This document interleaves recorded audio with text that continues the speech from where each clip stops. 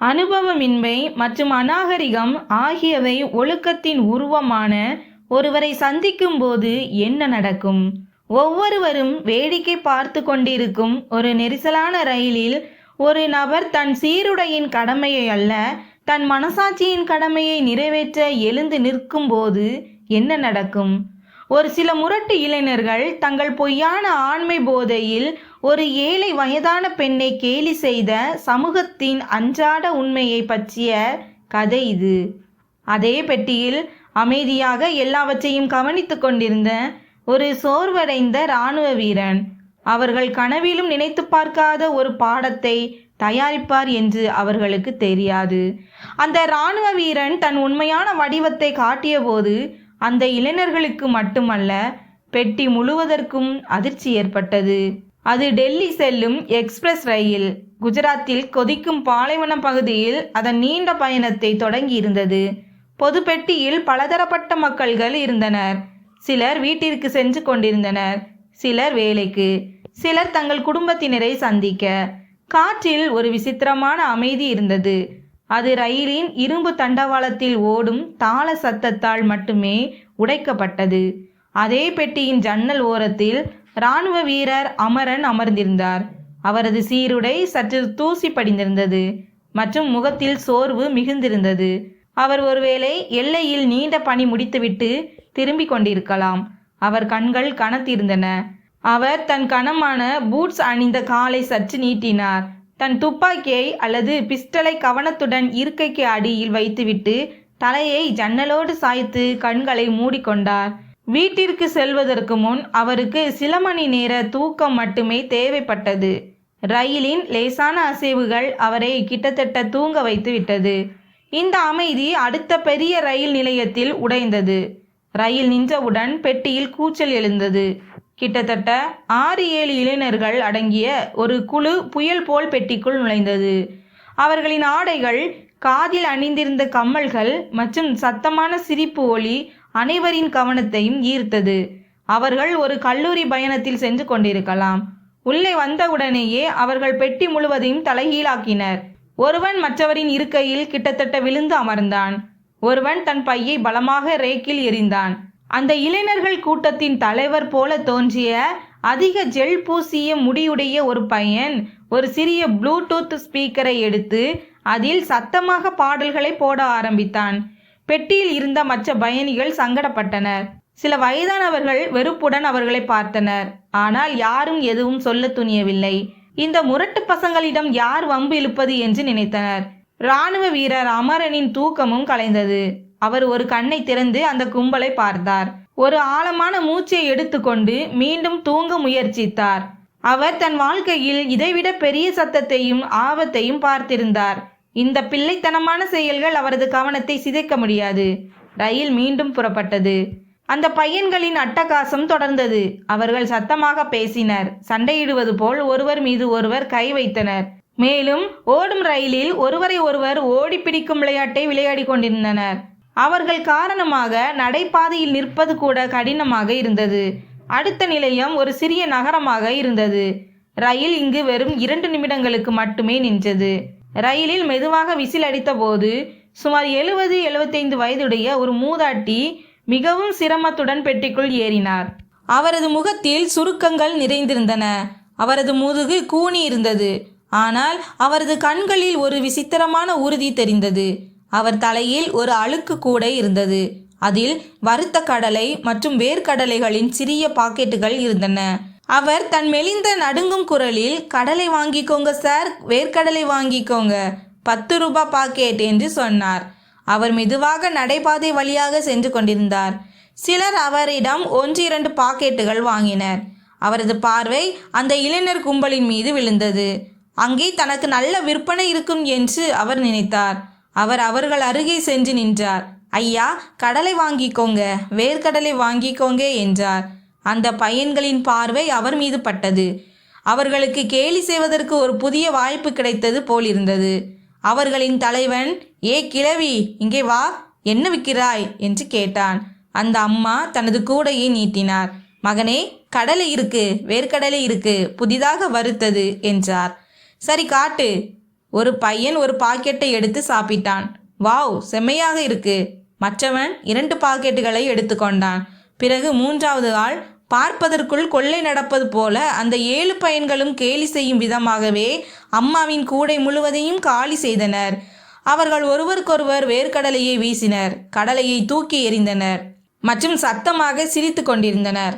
வயதான அந்த ஏழை அம்மா அமைதியாக நின்று பார்த்து கொண்டிருந்தார். அவரது கண்களில் முதலில் விற்பனையின் ஒரு சிறிய பிரகாசம் வந்தது. அது உடனடியாக பயமாக மாறியது. கூடை முற்றிலும் காலியானவுடன் அவர் தனது நடுங்கும் சுருக்கங்கள் நிறைந்த கைகளை நீட்டினார். மகனே, பணம், என் கூடை முழுவதற்கும் பணம் கொடுங்கள் என்றார். பணமா? என்ன பணம்? பையன்களின் தலைவன் சிரித்தான். அம்மாவின் குரல் அடைத்து விட்டது. மகனே, நான் காலையிலிருந்து எதுவும் சம்பாதிக்கவில்லை.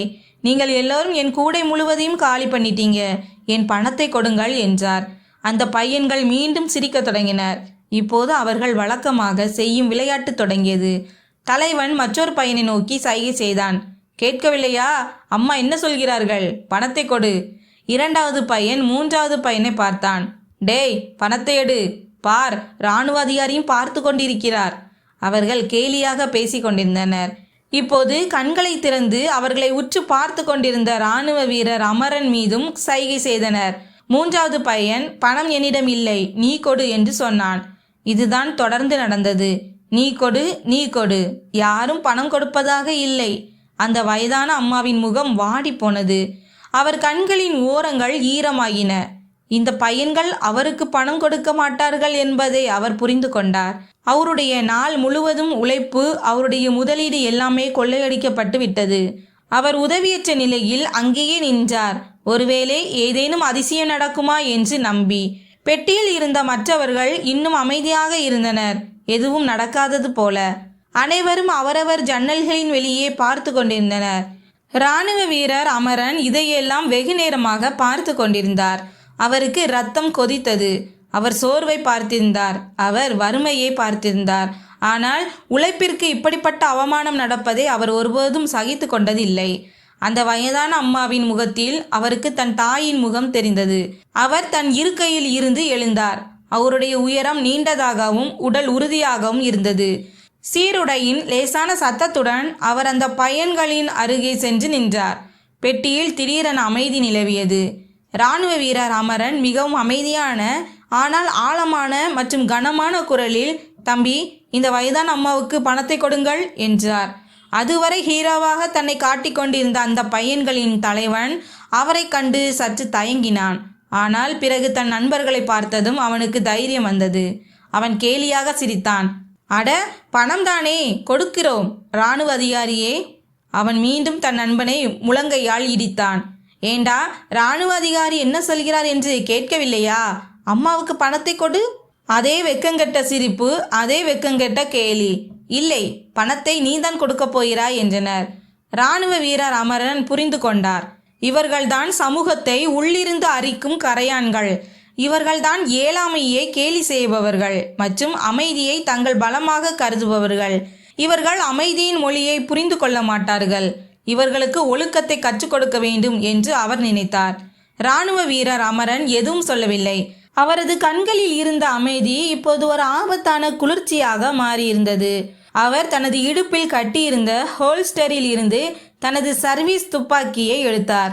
இவையெல்லாம் இவ்வளவு வேகமாக நடந்தது. யாரும் கண் சிமிட்ட கூட வாய்ப்பு கிடைக்கவில்லை. அடுத்த கணமே அந்த துப்பாக்கியின் குளிர்ந்த கடினமான குழல் அந்த தலைவன் பையனின் காதுக்கு அருகில் வைக்கப்பட்டிருந்தது. பெட்டியில் ஸ்பீக்கரில் ஒலித்து கொண்டிருந்த பாட்டு திடீரென நின்றது. பையன்களின் சிரிப்பு அவர்கள் தொண்டைக்குள்ளேயே உறைந்து போனது. துப்பாக்கி வைக்கப்பட்டிருந்த பையனின் முகம் ஒரே நொடியில் வெளுத்து போனது. அவன் கால்கள் நடுங்க ஆரம்பித்தன. கண்கள் பயத்தால் விரிந்தன. இராணுவ வீரர் அமரனின் குரல் இன்னும் அதே அமைதியுடன் இருந்தது. ஆனால் அதில் இரும்பின் உருமல் இருந்தது. பணத்தை கொடு. வெறும் 2 வார்த்தைகள். அந்த பையனுக்கு பேச்சே வரவில்லை. அவன் திணறினான். மற்ற பையன்களின் கைகள் தானாகவே காற்றில் உயர்ந்தன. அவர்கள் மிகவும் பயந்து போயிருந்தார்கள். இராணுவ வீரர் அமரன், நான் சொன்னேன், பணத்தை கொடுங்கள் என்றார். இப்போது நீ கொடு, நீ கொடு என்ற விளையாட்டு நடந்து கொண்டிருக்கவில்லை. அனைவரும் அவரவர் சட்டை பைகளில் கைகளை விட்டனர். 500 ரூபாய் நோட்டுகள், 100 ரூபாய் நோட்டுகள், சில்லறைகள் என என்ன இருந்ததோ எல்லாம் நடுங்கும் கைகளால் வெளியே வந்தன. ஒரு பையன் எல்லா பணத்தையும் சேகரித்து கிட்டத்தட்ட அழுது கொண்டே வயதான அம்மாவின் கையில் கொடுத்தான். அம்மா இந்த காட்சியை கண்டு அதிர்ந்து போயிருந்தார். இராணுவ வீரர் அமரன் துப்பாக்கியை அகற்றவில்லை. அவர் இப்போது இந்த அம்மாவிடம் மன்னிப்பு கேள் என்றார். அதுவரை திமிராக அமர்ந்திருந்த எல்லா பையன்களும் ஒரே நொடியில் தரையில் வந்து விழுந்தனர். அவர்கள் அந்த வயதான அம்மாவின் காலில் விழுந்தனர். மன்னிச்சிடுங்க அம்மா, நாங்கள் தவறு செய்து விட்டோம், மன்னிச்சிடுங்கள் என்றனர். அந்த அம்மா பாவம் பயந்து போனார். இல்லை இல்லை மகனே, எழுங்கள், எழுந்து போங்கள் என்றார். இராணுவ வீரர் அமரன் துப்பாக்கியை மீண்டும் தனது ஹோல்ஸ்டரில் வைத்தார். அவர் ஏதோ ஒரு பேனாவை எடுத்தது போல அவ்வளவு அமைதியாக வைத்தார். இவ்வளவு நேரம் அமைதியாக வேடிக்கை பார்த்த பெட்டி திடீரென உயிர் பெற்றது. மக்கள் சிரித்தனர், சிலர் சத்தம் போட்டு சிரித்தனர். அந்த பதட்டத்திற்கு பிந்தைய இந்த சூழ்நிலை மிகவும் இனிமையாக இருந்தது. அப்போது பின் சீட்டில் இருந்த ஒரு பயணி, ஒருவேளை இதையெல்லாம் மிகவும் ரசித்து கொண்டிருந்தவர், சத்தமாக, அட இராணுவ அதிகாரியே, மன்னிப்பு கேட்டால் மட்டும் போதுமா? அவர்களை உட்கார்ந்து எழும்படி தோப்பு கரணம் போட சொல்லுங்கள் என்றார். இந்த பரிந்துரையில் பெட்டி முழுவதும் சிரித்தது. இராணுவ வீரர் அமரன் இன்னும் தரையில் பயந்து உட்கார்ந்திருந்த அந்த பையன்களை பார்த்தார். இராணுவ வீரன் அமரன் எதுவும் சொல்லவில்லை. அவர் தன் விரலால் சைகை மட்டுமே செய்தார். அந்த பையன்களுக்கு வேறு எந்த உத்தரவும் தேவையில்லை.